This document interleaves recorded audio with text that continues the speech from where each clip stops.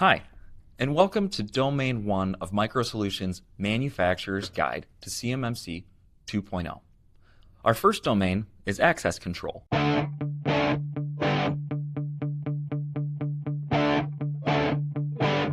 Now, access control exists to make sure the right people have the right access to the right things, and nothing more.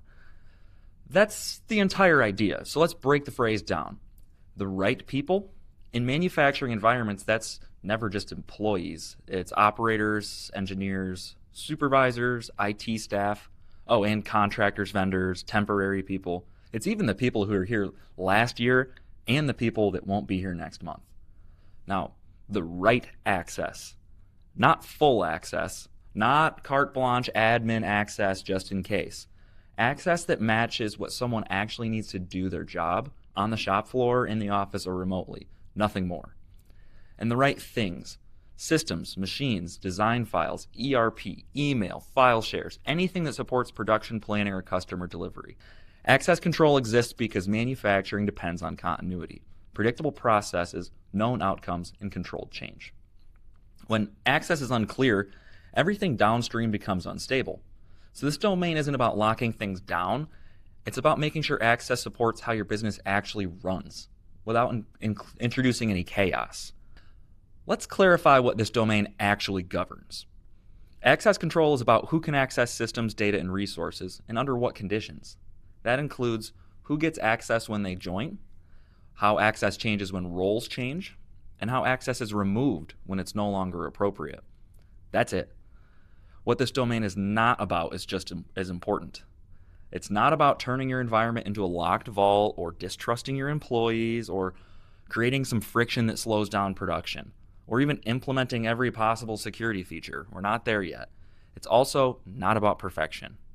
CMMC in the NIST framework, as you will start to remember, is based on and cares far more about intent and consistency than actual technical elegance.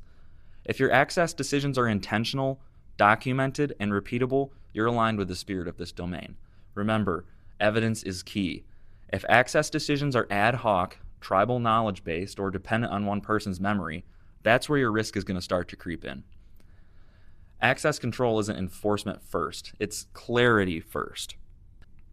So, 5 things that we'd want to think about here. Before we're thinking about controls or documentation, we've got a few simple questions that leadership should be able to ask and hopefully answer.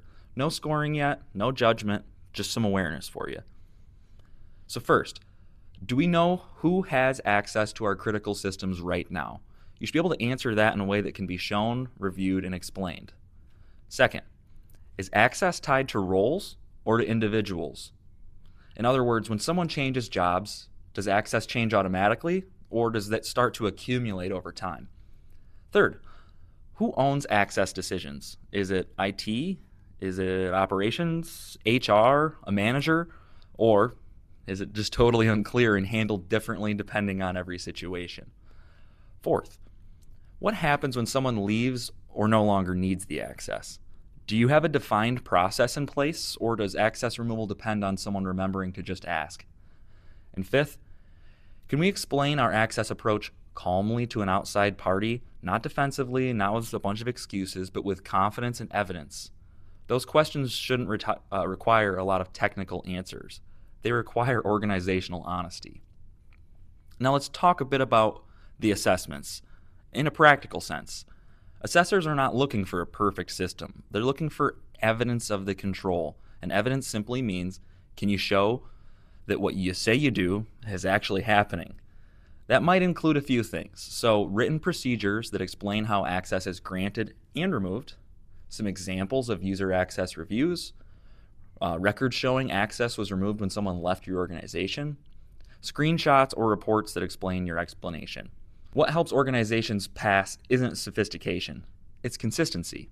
It's demonstrating that access is managed on purpose, not by accident. In real manufacturing environments, access control usually evolves a bit organically. Someone needs access quickly, production can't wait, a workaround becomes permanent. Over time, that can lead to a few things. Long-tenured users with far more access than they need, systems that no one's quite sure how to clean up, knowledge concentrated in 1 or 2 people, and processes that just work until they don't. That's not failure. It's a natural outcome of growth, legacy systems, and of course, operational pressure. Most organizations don't lack the discipline, they just lack formalization. So CMMC doesn't punish that reality, it asks you to start bringing structure to it. Now, what does good look like? A healthy access control posture should feel calm. There's no scrambling when someone's hired, no panic when someone leaves, and of course, no mystery around who can see what. Access decisions should be predictable. Roles are understood. Reviews happen on a schedule and not only after a problem. Leaders can answer all of these questions without guessing. And most importantly, operations doesn't slow down because of security. Good access control supports production instead of fighting it. That stability is an achievement. Let's talk a bit about implementation. Not tools, not vendors, just the actual structure behind it. So you want things to be simple, of course. Written guidance that explains a few things. How is access requested? Who approves the access request? And how those changes are handled over time. Short, clear, repeatable. People. Someone's going to need some ownership here, and not IT generally, a defined role or function that coordinates access with HR and operations. Accountability removes confusion.